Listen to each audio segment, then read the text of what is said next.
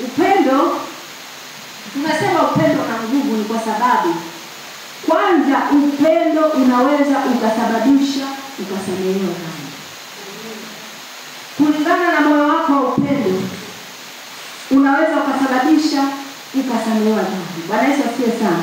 Kwa hiyo tunasoma kwenye kitabu kile cha Luka mstari wa 7.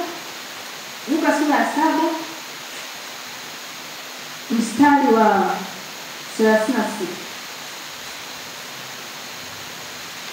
Mstari wa 36 unasema hivi.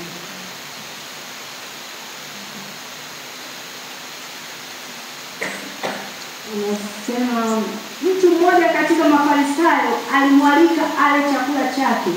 Akaingia katika nyumba yake yule Farisayo. Akaketi chakulani. Na tazama mwanamke mmoja wa mji ule aliyekuwa mwenye dhambi. Alipopata habari ya kuwa ameketi chakulani katika chumba ya yule Farisayo, alileta chupa ya malimali yenye mahamu. Akasimama nyuma karibu na miguu yake, akilia. Akaanza kumdondoshea miguu machozi yake na kuipangusa kwa nywele za kichwa chake, akibusubusu miguu yake na kuipaka yale marhamu. Basi yule Farisayo aliyemwalika alipoona vile, alisema moyoni mwake, mtu huyu kama angekuwa nabii, angemtambua mwanamke huyu amgusaye ni nani, naye ni wa namna gani, ya kwamba ni mwenye dhambi. Yesu akajibu akamwambia, Simoni, nina neno nitakalo kukuambia. Akasema, mwalimu, nena. Akasema, mtu mmoja mkopeshaji alikuwa na wadeni wawili, mmoja amliye dinari 500 na wa pili 50. Nao walipokuwa hawana cha kumlipa, aliwasamehe wote wawili. Katika hao wawili ni yupi atakayempenda zaidi? Simoni akajibu akasema, nadhani ni yule ambaye alimsamehe nyingi. Akamwambia, umeamua haki. Akamgeukia yule mwanamke akamwambia, Simoni, wamuona mwanamke huyu? Niliingia nyumbani kwako, hukunipa maji kwa miguu yangu, bali huyu amedondoshea machozi miguuni mwangu na kunipangusa kwa nywele za kichwa chake. Wewe kunigusu, lakini huyu tangu nilipoingia hakuacha kunigusu sana miguu yangu. Hukunipaka kichwa changu mafuta, bali huyu amenipaka miguu yangu mafuta.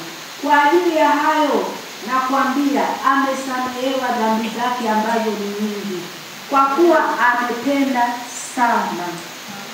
Bwana Yesu asifiwe. Amen. Kwa hiyo huyu mwanamke alikuwa anahesabika kwamba ni kahaba. Watu walikuwa wanamuona kwamba huyu mwanamke ni kahaba. Kwa hiyo walipomuona wakamwambia Yesu, hajui kwamba huyu ambaye amemsogelea hapa huyu ni nani. Angejua. Kumbe Yesu alikuwa anajua. Lakini huyo mwanamke aliingia kwa njia ya upendo. Amen. Kwa hiyo upendo ndio uliomsababisha huyo mwanamke kahaba akasamehewa dhambi. Sio kwa sababu ya ndio tunatakiwa tutoe sadaka. Sio au pia alilalamikia kwa sababu upendo pia unatakiwa utoe sadaka. Unapotoa sadaka kwa Mungu unaonyesha pia ni kiwango gani unampenda Mungu. Alimchukulia ile mafuta ya marhamu ilikuwa ni gharama sana. Nakwambia watu wa zamani kwamba ile ilikuwa ni chupa ya gharama sana. Alimpelekea. Kwa hiyo pale alionyesha kwanza moyo wa upendo, alitoa sadaka, akaenda kumpaka mafuta yale. Yale mafuta yalikuwa ni ya gharama. Kwa hiyo pale alionyesha kwamba jinsi gani kwanza alimthamini Yesu. Kwa hiyo Yesu aliona yule mwanamke jinsi gani ana moyo wa upendo kwake. Akawa analia tu. Labda utakuta katika machozi yake huko analia, anasema mimi ni dhambi. Kwa hiyo machozi yana maneno.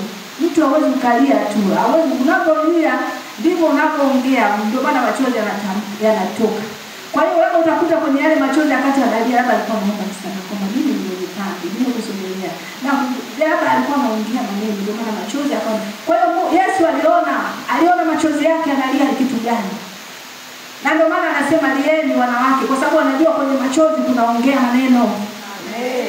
Bwana Yesu asifiwe sana. Amen. Kwa hiyo mwanamke huyu alisamehewa dhambi. Alisamehewa dhambi zake ni kwa sababu alipenda nini? Tunaona kama alipenda sana. Kwa hiyo hapo kitu ambacho kilimsaidia kwamba ni kwa sababu ya upendo wake aliokuwa nao yule mwanamke ndio uliosababisha kwamba afanye nini? Asamehewe dhambi. Kwa hiyo nguvu ya upendo inaweza ikakusababishia wewe ukasamehewa dhambi.